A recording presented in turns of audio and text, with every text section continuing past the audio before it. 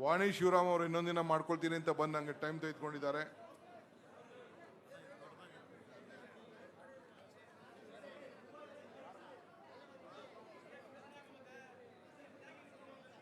ಇದಾದ ಮೇಲೆ ಆರ್ ಶಂಕರ್ ಅವರ ತಂಡ, ಅವರು ಕೂಡ ಒಂದು ದೊಡ್ಡ ತಂಡ ಇದೆ. ಆರ್ ಶಂಕರ್ ಅವರ ಕಡೆಯಿಂದ